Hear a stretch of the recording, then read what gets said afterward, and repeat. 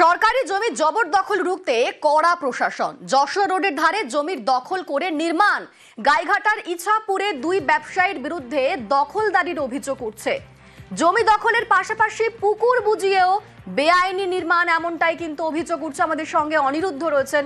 অনিরুদ্ধ, ব্যবসায়ী জমি জবরদখল করে কি করতে চাইছিলেন, আর ব্যবসায়ী এই বিষয়ে যে অভিযোগ উঠছে তিনিই বা কি বলছেন? একদমই অনিন্দিতা, উত্তর 24 পরগনার গাইঘাটার ইছাপুর 1 নম্বর গ্রাম পঞ্চায়েত এলাকায় ঠিক এমনই অভিযোগ উঠেছে দুই ব্যবসায়ীর বিরুদ্ধে। যে দুই ব্যবসায়ী তাদের দোকান করবার জন্য যশোর রোডের পাশের যে সরকারি জায়গা, সেই সরকারি জায়গায় জবরদখল করে তারা বেআইনিভাবে নির্মাণ কার্য করছিলেন এবং পার্শ্ববর্তী একটি পুকুরের মধ্যে রীতিমতন পিলার তুলে তারা এই কাজ করছিলেন। সেই খবর স্থানীয় সূত্র থেকে যখন পঞ্চায়েতের কাছে অভিযোগ যায়, পঞ্চায়েতের তরফ থেকে কিন্তু ইতিমধ্যেই ব্যবস্থা নেওয়া হয়েছে। পঞ্চায়েতের তরফ থেকে এই দুই ব্যবসায়ীকে নোটিশ দিয়ে এই নির্মাণ কার্য বন্ধ করবার জন্য নোটিশ ধরানো হয়েছে এবং তারা জানিয়েছেন পঞ্চায়েতের তরফ থেকে যে এই ধরনের বেআইনি কাজ রুখবার জন্য তারা সচেষ্ট রয়েছে এবং পার্শ্ববর্তী একজনও এরকম বেআইনি নির্মাণ কার্য করছেন, তার বিরুদ্ধেও ব্যবস্থা নেওয়া হবে বলে প্রশাসনের তরফ থেকে অর্থাৎ পঞ্চায়েতের তরফ থেকে জানানো হয়েছে। যদিও ব্যবসায়ীরা জানিয়েছেন যেহেতু রাস্তার পাশের জায়গা জবরদখল করে নয়, সাধারণ মানুষ যেমন ভাবে করে তেমন ভাবেই করছেন। যদি সরকার নির্দেশ দেয় তাহলে তারা এই নির্মাণ কার্য ভেঙে দেবেন, তেমন কিন্তু দাবি করেছেন যারা নির্মাণ কার্য করছিলেন তারা। ধন্যবাদ। আমি দুজনের বিরুদ্ধে নোটিশ জারি করেছি। আমার গাইঘাটা পিডব্লিউডির জায়গা দখল করে, প্লাস আমার জেলা পরিষদের একটা পুকুর আছে যেটা অনেক লড়াইয়ের পরে আমরা পঞ্চায়েতের হাতে পেয়েছি,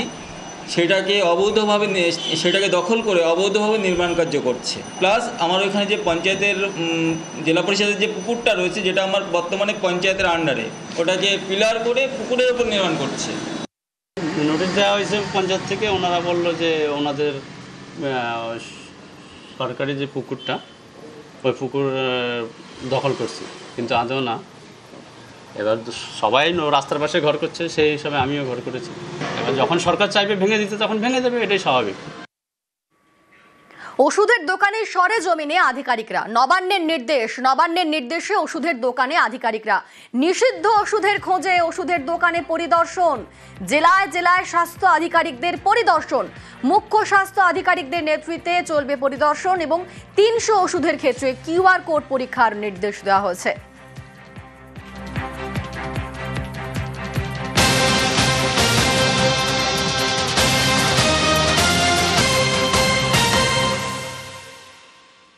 আমরা আগে দেখেছি জাল ওষুধের কারবার ঠিক কতটা অবধি পৌঁছতে পারে। সেই জাল ওষুধের কারবার আটকাতে এবার স্বাস্থ্য দপ্তরের অ্যাডভাইজারি জারির পরই তৎপরতা।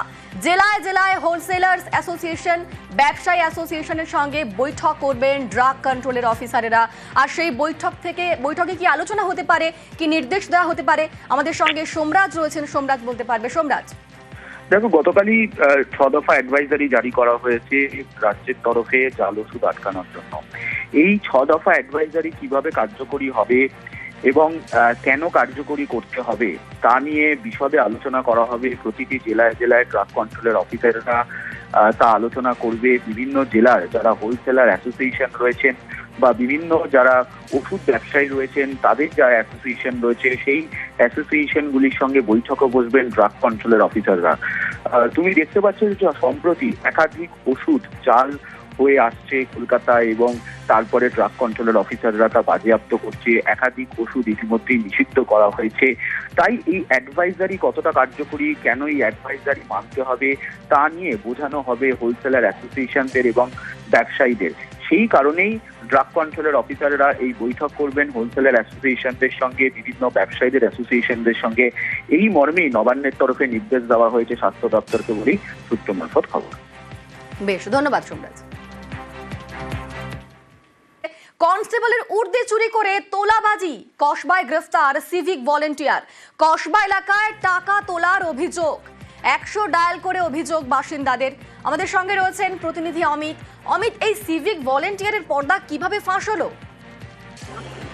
দেখো, 100 লালবাজারের কাছে লালবাজার জানানো হয়েছিল যে কসবা এলাকাতে একজন কনস্টেবলের পোশাক পরে ঝামেলা করছে এবং তো টাকা তোলার বা টাকা দাবি করছে। এবং এই ফোন পাওয়ার পরেই লালবাজারের তরফে অ্যালার্ট করা হয় কসবা থানাকে, এবং কসবা থানার পুলিশ ওই রাতেই পৌঁছে গেছিল ঘটনাস্থলে। সেখান থেকে এই মিরাজ সিং নামে তাকে প্রথমে আটক করে থানায় নিয়ে আসা হয়। তারপরে জানা যায় তিনি সিভিক ভলেন্টিয়ার, প্রগতি ময়দান থানায় কর্মরত এবং তিনি সেখান থেকে কনস্টেবলের পোশাক চুরি করে সেই পোশাক পরে কসবা থানা এলাকায় এসে ঝামেলা করছিলেন এবং কি মদ্যপ অবস্থা ছিল এমনটা কিন্তু পুলিশ দাবি। সেক্ষেত্রে ইতিমধ্যে তাকে গ্রেপ্তার করা হয়েছে, তাকে আজকে আলিপুর আদালতে পেশ করা হবে এবং একই সঙ্গে তার বিরুদ্ধে বিভাগীয় পদক্ষেপ নেওয়া হচ্ছে লালবাজার তরফে, এমনটা জানা যাচ্ছে। বেশ, আমাদের সঙ্গে তুমি থাকো অমিত।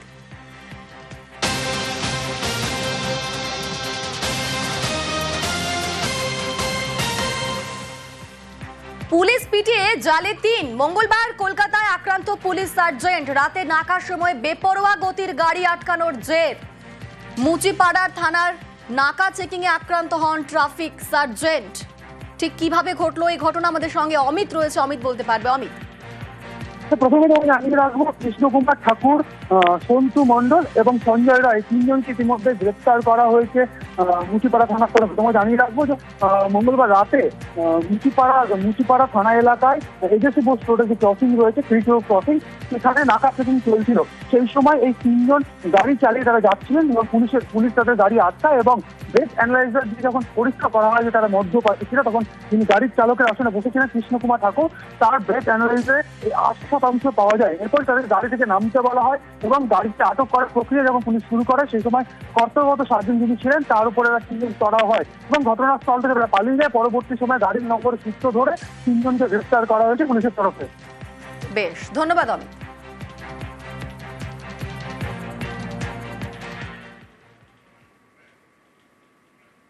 জগৎবল্লভপুরের দোকানে চুরির ঘটনা। দোকান থেকে চুরি প্রচুর সামগ্রী, কয়েক লক্ষ টাকার সামগ্রী চুরির অভিযোগ উঠছে। আর সিসি ক্যামেরায় চুরির ছবি ধরা পড়েছে। আপনাদের সেই সিসি ক্যামেরার ফুটেজ দেখাবো।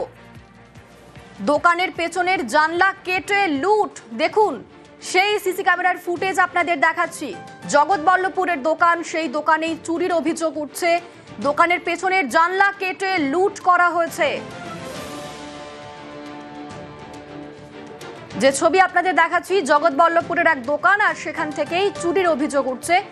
ইতিমধ্যেই সিসি ক্যামেরার ফুটেজ হাতে এসেছে। আমাদের সঙ্গে দেবাশিস রয়েছে। দেবাশিস, এই চুরির কোনো কিনারা করতে পারলো পুলিশ? কারা এই চুরি করেছে?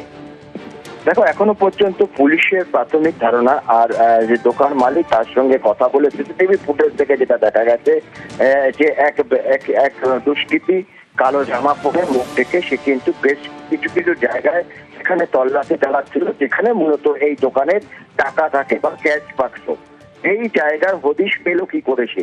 ফলে সেটা নিয়ে সন্দেহ বাড়ছে যে তাহলে কি কোনো প্রাক্তন কর্মী এর সঙ্গে যুক্ত দোকানে, সেটাই খতিয়ে দেখা হচ্ছে। তবে এখনো পর্যন্ত চোরেরা কেউ শনাক্ত হয়নি। আর চুরি আর জগৎবল্লভপুর, এই দুটি কথা যেন একের অপরের পরিপূরক।